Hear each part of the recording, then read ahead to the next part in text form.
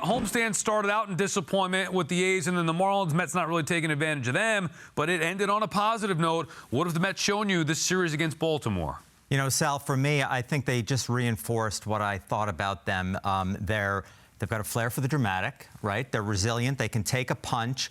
They're talented, you know, but they're also kind of a frustrating team because they do have games like Tuesday night where they were just, you know, not very good and out of it quickly, it seemed like. And then they came back and then they gave it away again toward the end. So they're sort of, to paraphrase the great sports quote, they are who I thought they were.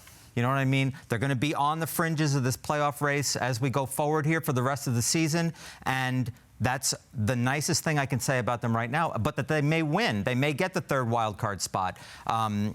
You know, but did they? I don't know. Like, I feel like they need a moment sometimes to get a win. And they did it 3 times on the homestand, which is great. You know, Severino pitches a complete game. Everybody celebrates. Alvarez, Winker, walk-offs. But, like, how about winning a few games 5-1 and just, like, chilling out a little bit and dominating and, you know, beat teams that you're supposed to beat, that kind of thing. That would be nice. By the way, I was hoping you would do the voice when you said the quote, because that really makes it, I feel like, when you do the impersonation as well.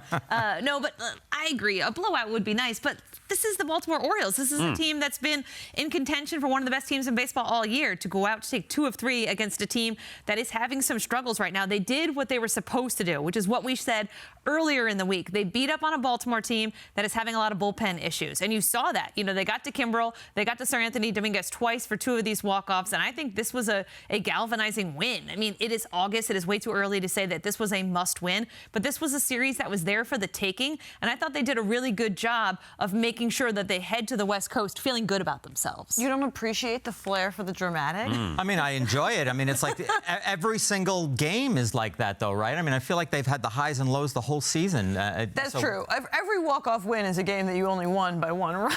Right. You know, often. If you know what I mean? Like, I do think that, like, whenever teams have a lot of walk-off wins, you're like, that means that they did not put it away early.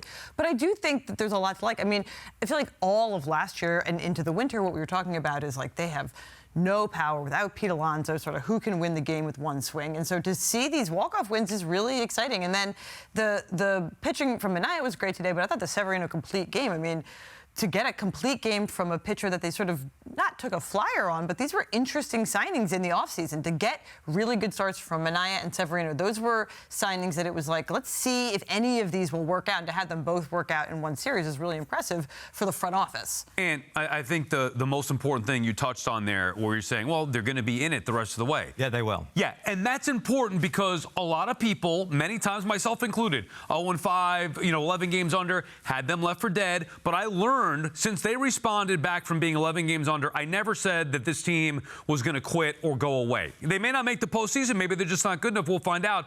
But I know that the Mets are going to remain in it. And even after squandering an opportunity against the A's with that horrific loss, the final game of the season, not being able to put away the Marlins and sweep them on Sunday, people started to think, oh, well, here come the Orioles. And now this is where it's going to be. You know, the last 10-game road trip, this is where the Mets are going to get buried. And now this 10-game road trip or 10-game, you know, run against these tough teams, this is where they're going to be buried. They're not. This team is in it here, and they showed that resiliency, which I think is the most important thing, taking 2 out of 3 from the Orioles.